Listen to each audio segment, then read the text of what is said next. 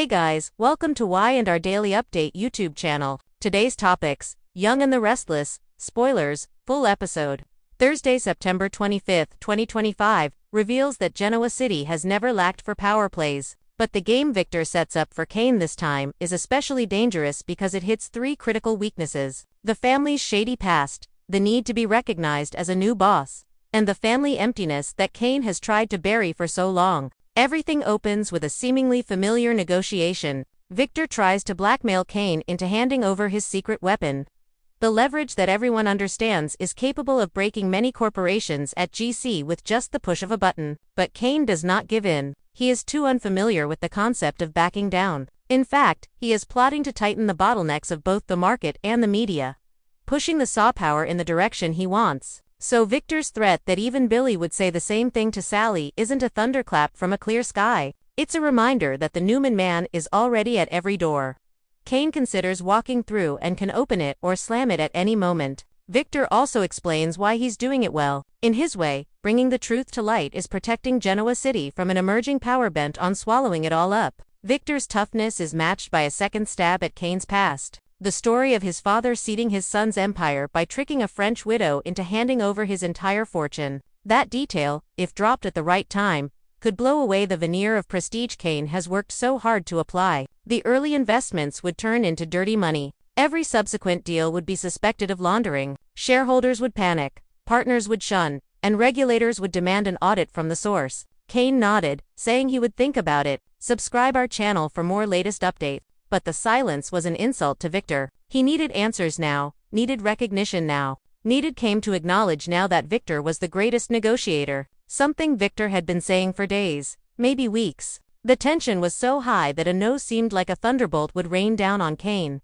And then Victor changed his strategy. When punishment didn't make his prey submit, the right bait would make the pride show its vulnerability. He made an offer that seemed impossible to refuse: a way home. The only thing that could bend Kane's sword, Victor thought, was the promise of a reunion with Lily, of mending his bond with the twins. Not a sentimental invitation. It was a purely political proposition. If Kane agreed to put the secret weapon in Victor's hands, and recalibrate his acquisition ambitions, Victor would use his influence to rebuild his image, clean up the media, arrange layers of compensation and goodwill, get Lily back on track, and open the door for Maddie and Charlie to stand with their father in decent press shots. There was another message hidden in it. A public atonement would soften the public's hand and cool the investigations that might erupt if the father's story were exposed. Of course, Kane was skeptical. Who wouldn't? Victor always said he could move mountains, even in love. But in GC's history, every time a mountain moved, the ground shook, and those who stood too close could fall. Kane knew the price of any deal with Victor.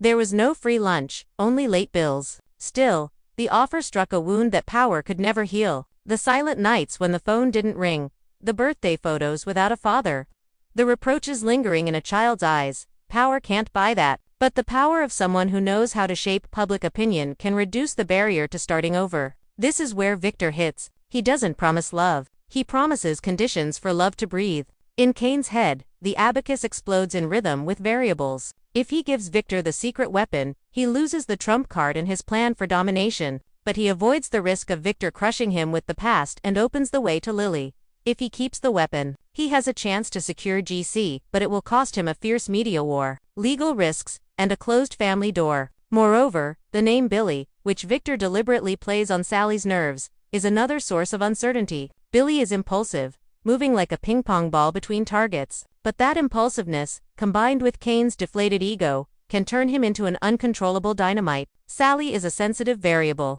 She needs stability to get the brand through the turn. And a well-timed whisper from Victor or Billy can make Sally abandon any alliance she suspects is toxic. Kane doesn't fear a strong opponent. He fears a fractured battlefield caused by a change in allies. So Kane's decision wasn't a simple yes or no to Victor. It was a redesign of the entire matrix. If he were to go along with Victor's proposal, he would need to ensure first that the secret weapon wouldn't be transferred in its entirety, but would be broken down into milestone-based control modules to maintain leverage. Second, that Victor would sign a non-disclosure agreement about the father's story with strict enforcement mechanisms and a third party holding the keys. Third, that the Get Lily Back roadmap couldn't just be a phone call. Subscribe our channel for more latest update. it would have to include a series of concrete actions: arranging a community program that Kane would anonymously fund, a PR campaign to reposition his image around accountability, an educational sponsorship package, all with the children's best interests at heart. If Victor really wants to move mountains, he should start by moving each rock: a charity calendar, a scholarship project, financial transparency, a public apology, things that the public believes in, the court respects, and Lily can accept as a starting point. The problem is, Victor is not the type to walk into a trap of terms set by others. He wants answers immediately, and wants Kane to acknowledge his role as the greatest negotiator. This detail is the third knife. Victor not only demands what Kane holds, he demands status. He wants to put him in the coordinates of the latecomer in every powerful photo. If he swallows that, Kane will have to accept living in Victor's shadow, at least in the public eye. If he refuses, the war will start with that past explosion. This is the situation of accept humiliation to last or preserve dignity to break. Even a man as iron-willed as Kane has to take a breath. Meanwhile, on the edges of the game, other lines of power are pulsing. Billy is angry and ready to push any information that might throw Kane off balance, as long as it saves face in front of Jack and Diane. Sally is keen enough to smell smoke, and if any of Kane's handshakes smell of gunpowder, she will withdraw before the fire catches. Jack, who has seen Victor pull his prey with one hand and strangle it with the other, might try to cover Sally by advising her to keep a safe distance with promises of image adjustment that sound too good to be true. Lily, if she hears about Victor's reunion proposal, will wonder, is this a ticket home or a new leash? And Maddie and Charlie, children who grew up in the Valley of Promise, may just see their father no longer using power as a shield, but responsibility as a backdrop. Kane, in the end, opted for a half-step approach. He agreed to think about Victor's latest proposal, an agreement open enough to be non-binding, polite enough not to provoke anger, but vague enough to buy time for the troop redeployment. He needed a few days to re-encrypt the secret weapon, move some of the data to cold storage outside legal borders, and set up a layer of alert if anyone, including Victor, tried to access it contrary to the agreement. At the same time, he quietly dispatched a soft media team to reach out to the community organizations Lily supported, preparing for a series of social events where he could come across as a presence, not as an ostentatious donor, but as someone willing to listen. He knew that winning Lily and the children wouldn't come with one powerful phone call. It would come with consistent actions long enough to convince him that he had learned to put others before himself. Victor walked out the door, not forgetting to set a time bomb. This offer won't last forever. It wasn't just a threat. It was his way of setting the tone for the game. Time's up. He threw in the father story. Time's up. He deflated Kane's blow through the channel where Billy and Sally were waiting. Time's up.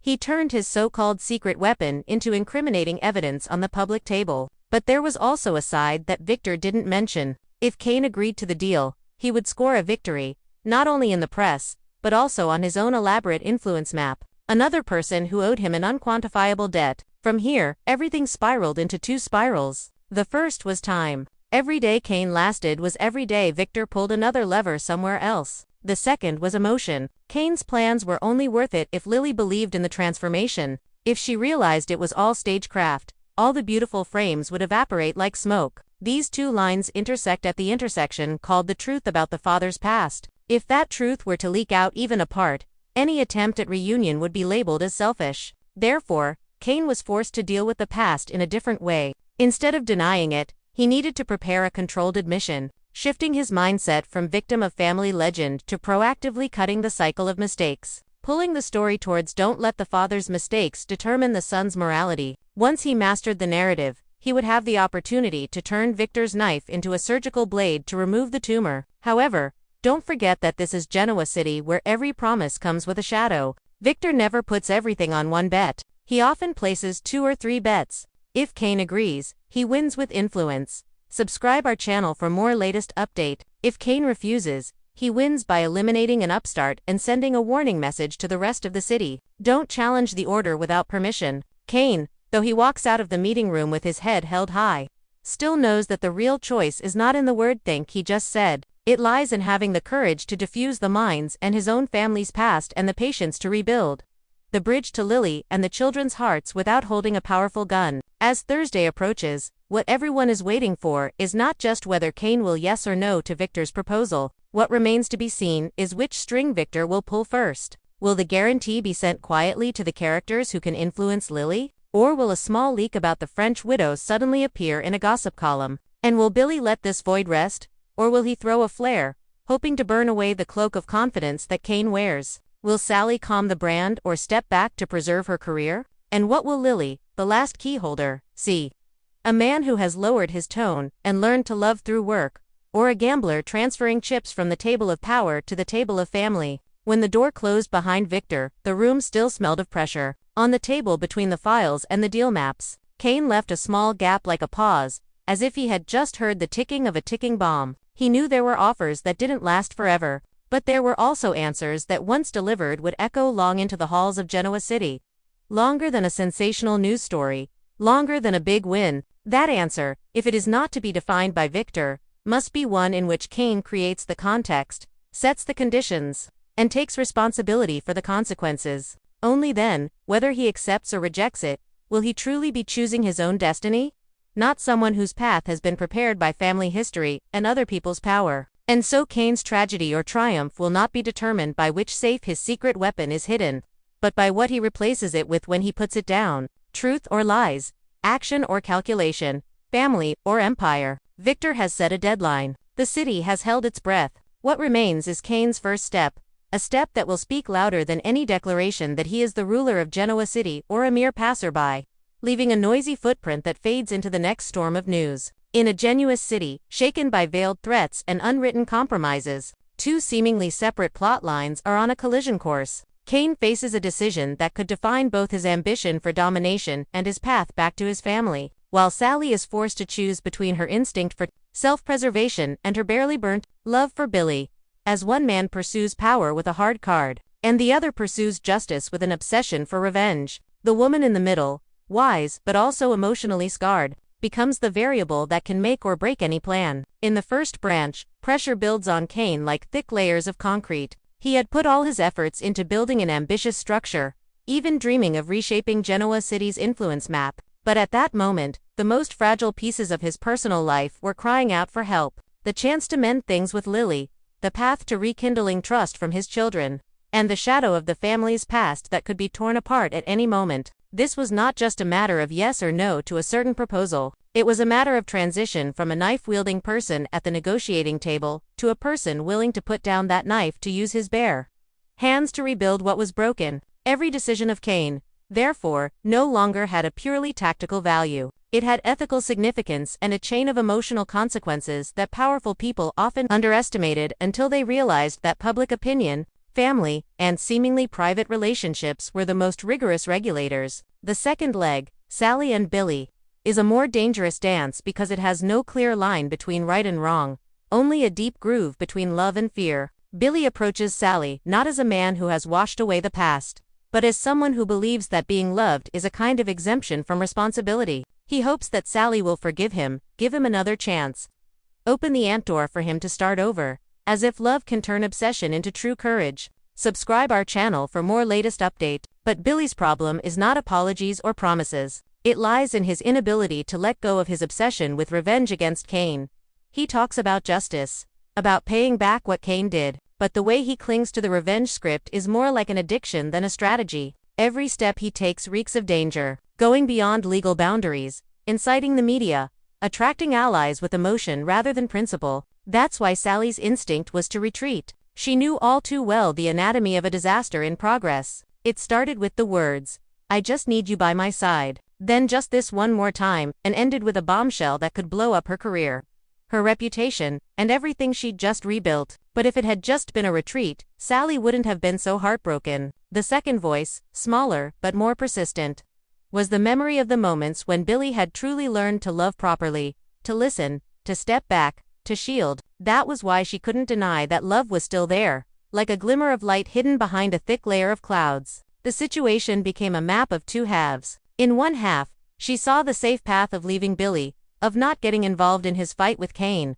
In the other half, she sees a slim chance to save her beloved from her own mental storm. On one condition, Billy must actually put down the sword. The tragedy lies in Billy's choice to hold on to the sword more tightly than ever. As Billy pushes the story to a new boundary, "I won't abandon the plan. You have to decide whether to join or not." he inadvertently reveals the true nature of the choice he is giving Sally. It is not an invitation to cooperate, it is an emotional ultimatum. By forcing Sally to be an accomplice to the obsession, Billy is trying to lock her last door of retreat, forcing her to either side with him regardless of the means, or leave as a traitor to love. This kind of ultimatum may work for the weak-hearted, but for Sally, who has learned to survive amid the remnants of her mistakes, it only triggers a defensive reflex. Love that demands dignity and reason is not a love she wants to keep. The entire chapter's fulcrum lies at the intersection of three people: Kane, Billy, and Sally. If Sally says yes, Billy will immediately have a moral mask for his plan. We're doing the right thing. She will become the media shield, the glue that holds together the chain that Billy has so often dropped in his impulsiveness. That means she will have to sacrifice everything she has just rebuilt: the trust of her partner, her public reputation, and her professional standing. If Sally says no, Billy will lose the emotional support he uses to justify his recklessness. At that point, he will either de-escalate, a rare occurrence, or he will escalate alone, moving closer to the line of violation. And as he has so often in the past, leave the wreckage for others to clean up. So, what is Sally to do between these two extremes? The answer lies not in love or not love, but in the architecture of a healthy boundary. The wisest choice and the most emotionally difficult one is to separate love from obsession, setting a counter-ultimate condition. If Billy truly wants a chance with her, it must not be tied to any form of revenge against Kane. He needs to demonstrate through his actions within a specific time frame that he can pursue justice in a legal, transparent, controlled way, or better yet, learn to disengage from unnecessary fighting to prioritize his own healing. Only when Billy is willing to let go of his vengeful urges can Sally step in without stepping on a landmine. In turn, Kane's decision will reverberate back into Sally and Billy's story. If Kane chooses to soften his ambitions, shifting his focus from takeover to moral restructuring, that is openly admitting the cracks, proactively auditing, reinvesting in public values, and building a roadmap for reconciliation, the amount of fuel that fuels Billy's revenge will be greatly reduced. As the target of revenge changes from evil to one who is correcting, the attack becomes less legitimate and Sally will have more moral grounds to say no. Conversely, if Kane escalates, flexing his power with tough moves, building a record of the damage he has done to his opponent, Billy will have more ammunition and be pushed deeper into the illusion of one hit, and it's done, pushing Sally closer to the brink. In the inherently ambiguous world of Genoa City, the rare thing that makes a difference is not eloquent statements, but the ability to take responsibility for one's choices. For Sally, taking responsibility means realizing the consequences of being an emotional accomplice in Billy's scheme. She knows that one signature on a shady document, one wrong meeting with the wrong person, one screenshotted text message, and everything she has built can collapse in an afternoon. For Billy, taking responsibility means stopping using love as a card to cross the line. If he truly loves Sally, he must realize that what she needs is not a hero who can conquer the North and the East, but a man who knows how to discipline himself and stop before it's too late.